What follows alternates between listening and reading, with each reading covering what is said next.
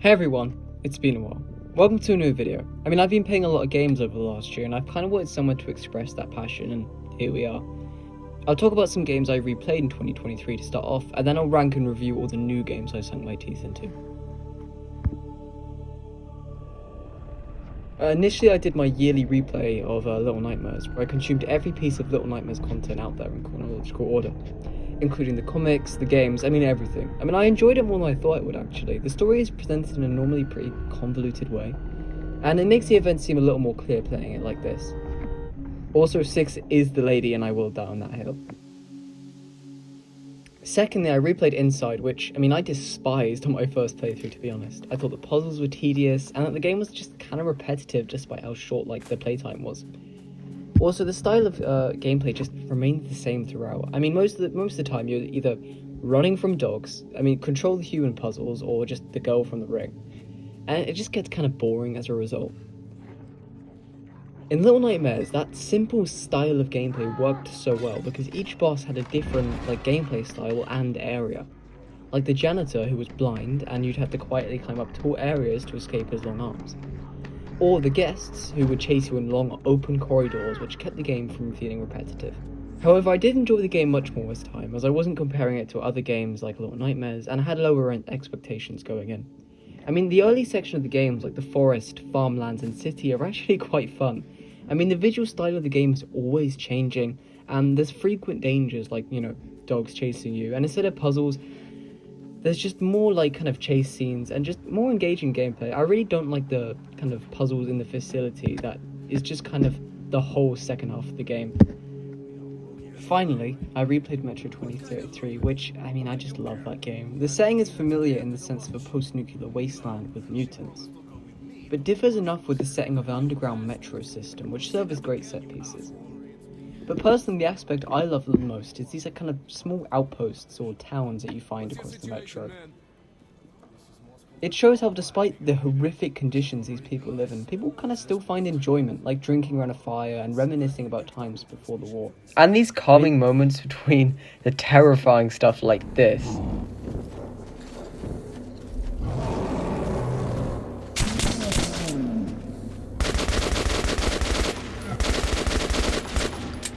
make this game just great for me. Now onto the new games I've played. This isn't every game I completed or played, just things I felt I've played enough to have an opinion about. This game caught my eye after seeing the demo a while back and catching it on sale, but I was kind of disappointed to see that the demo was kind of the best part of the game. I don't want to be too negative. The game has a cool atmosphere and has some really interesting monster designs, but I just wanted it to focus more on how the different creatures interact with each other and the player. But each animal is usually contained to one level and don't interact with each other outside of that. I know I'm kind of missing the point though.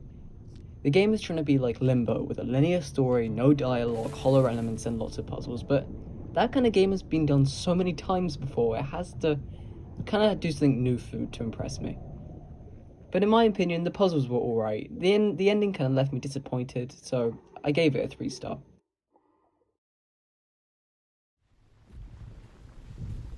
You might be surprised I played this if I didn't like Inside or Silt that much, but it was on sale for £1, so I thought I might as well.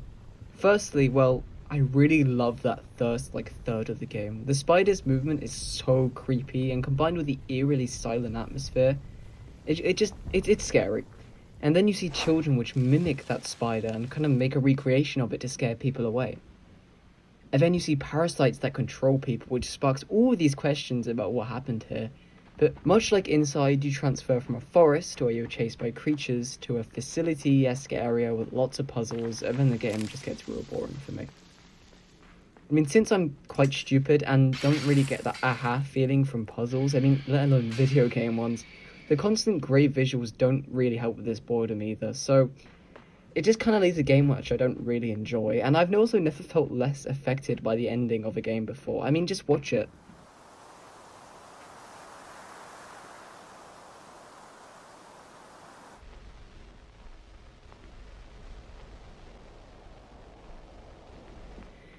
But overall, I don't regret my time with it.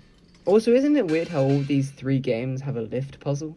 Yeah, it's weird. They're also my least favourite puzzle of each game too. I gave this one a 3.5 star. No, I didn't. I gave it a 3-star. Yeah, 3-star. There you go. So I play this as a part of my yearly Little Nightmares replay, and I honestly don't have much to say. I mean, the visuals are nice, and it's a good way of keeping good performance, while keeping the Little Nightmares look. I mean, look how weird the janitor looks in the newly released mobile game, which tries to mimic the graphics of the first. I mean, yeah, the enemies I like. I mean, they could have done something more unique, as they aren't really something we haven't seen before from Little Nightmares, apart from the Pretender, but the soundtrack is good as well. But I don't really know what to rate this one. Compared to other mobile games, it's like a 5-star, but to actual games, it's more like a 3.5, so I don't really know. This is one of those games all those commentary YouTubers use back in their videos, but yeah, I like this game. They base most of the game around this one movement system, and of course it's good. Building up that speed and flow state just feels so nice. The story is passable enough for me to be invested, but it's mostly restricted to minute-long cutscenes between missions. Also, everyone complains about the usage of guns in the campaign, but I don't think the idea itself is bad. I think it can be fun in short doses. And I was kind of disappointed when the sequel dropped it entirely, but when you're expected to take down like armored enemies with a machine gun and not as a last resort, it kind of disrupts the flow of the parkour. I mean, and the gunplay itself is just terrible, but there isn't much to say about this one. It's a good game and I like it. Also, Rip Merc, 3.5 stars. Now, Kingdom New Lands. I remember watching Gaming Beaver play this back in the day, who basically shaped all my game interests and passions in general. I mean, I wouldn't have played unforgettable games like Little Nightmares, and maybe even Subnautica, and all the games I played because of those two. Here, you build a kingdom to make enough money to build a ship, and then you leave your island and go to the next one. And that's it, but it's surprisingly challenging. If you make a couple of mistakes, and your whole thing just kind of dominoes, your whole kingdom can slowly collapse. I mean, like once I lost all my builders and I couldn't repair anything, and it eventually led to the demons taking down all of my walls. It was terrible. I mean, yeah, I would like the game to be a little easier. In my opinion, I would like the game to have more variations in ways you can defend yourself. Instead of just a sniper tower and the catapults being separate, maybe you could choose which one you would prefer, with each one having benefits and downsides. 3.5 stars.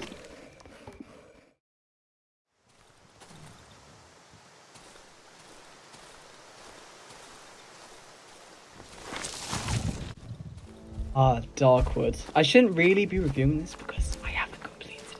But I mean, I only have good things to say. I don't think I've ever played a game that puts me on edge quite like this one. It isn't the monster designs or any typical reasons why horror games are scary, but for some reason this game just really freaks me out like no other. At night, you just lie and wait, not making a single sound, while monsters break in and rummage around your house trying to find you.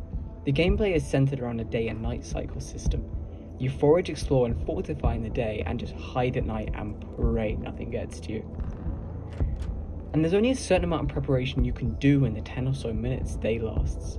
And I used to plan out at school on a notepad what I was going to do in one day of Darkwood, because if you don't use your time effectively, then you can be left out of fuel, weapons, and supplies, and then you're at the mercy of what lies in the forest.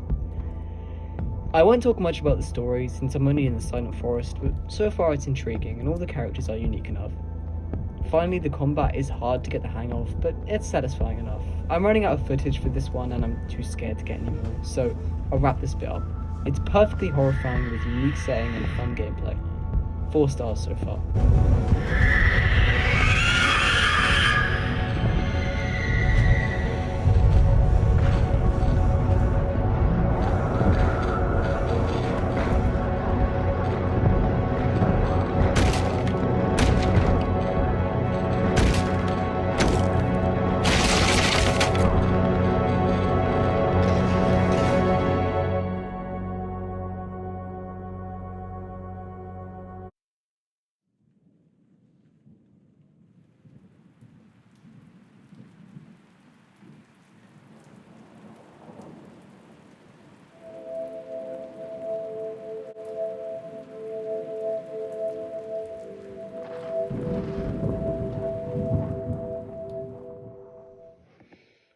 For a long time now, I've been waiting for a game which captures my imagination and immerses me quite like Little Nightmares did, and Rainworld has always been on my radar for that thanks to Fokyo.